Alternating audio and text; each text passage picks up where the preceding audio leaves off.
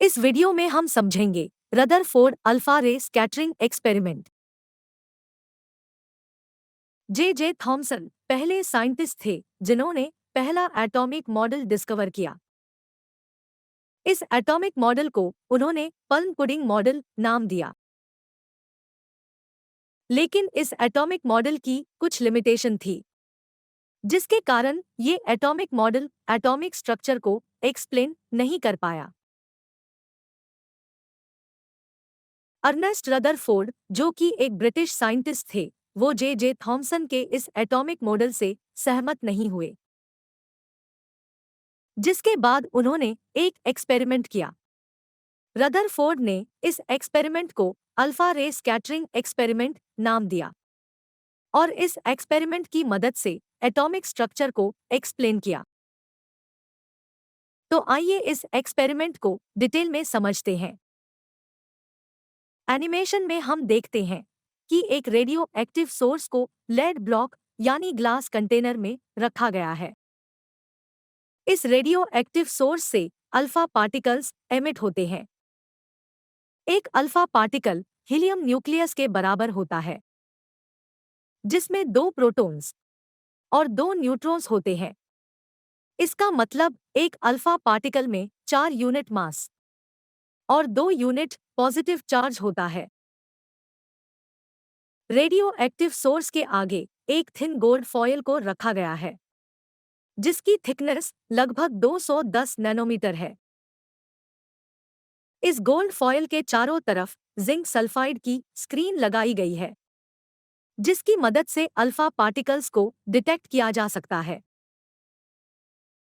Gold foil और radio active source के बीच में एक ग्लास स्लिट को रखा गया है, जिसकी मदद से अल्फा रे को स्ट्रेट और नैरो प्रोजेक्ट किया जा सकता है।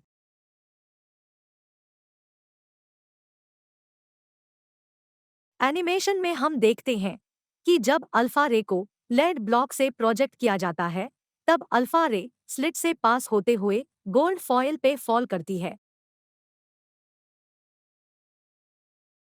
अल्फा रे में जो अल्फा पार्टिकल्स है, वो गोल्ड फॉयल से स्कैटर होते हैं और डिफरेंट एंगल पे डिफ्लेक्ट होते हैं।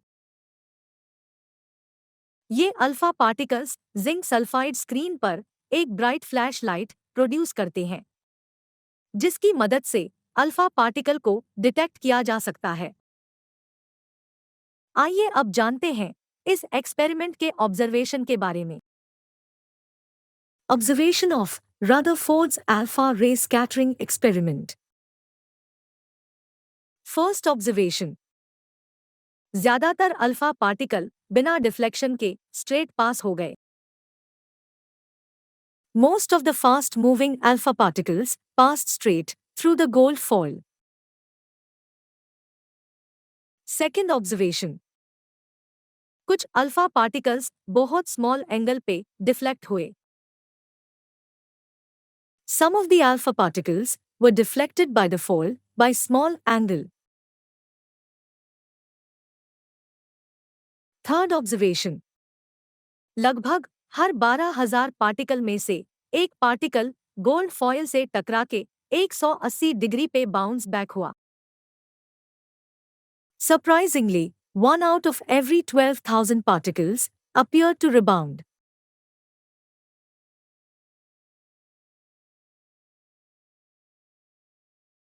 इन सभी ऑब्जर्वेशंस को ध्यान में रखते हुए रदरफोर्ड ने कुछ कंक्लूजन्स यानी निष्कर्ष निकाला, जो कि कुछ इस तरह है। ज्यादातर अल्फा पार्टिकल्स बिना डिफ्लेक्शन के ही गोल्ड फॉयल से पास हो गए, जिससे ये पता चलता है कि एटम का ज्यादातर हिस्सा एम्प्टी स्पेस होता है।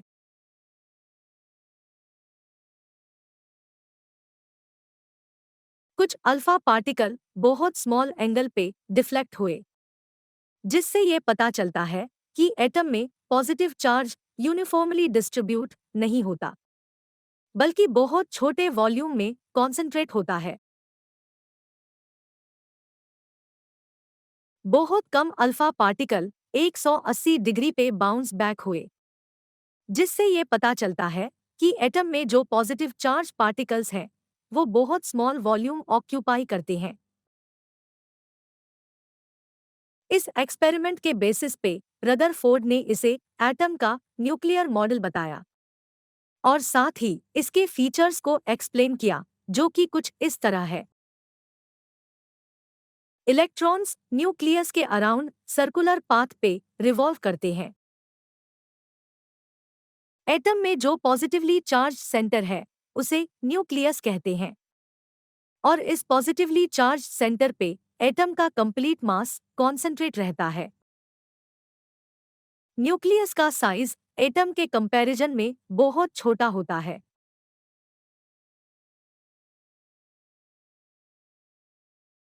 Thanks for watching. अगर आपको हमारा ये वीडियो अच्छा लगा तो ऐसे ही और वीडियो देखने के लिए चैनल को सब्सक्राइब करें, वीडियो को शेयर और लाइक करें। तो मिलते हैं नेक्स्ट वीडियो में।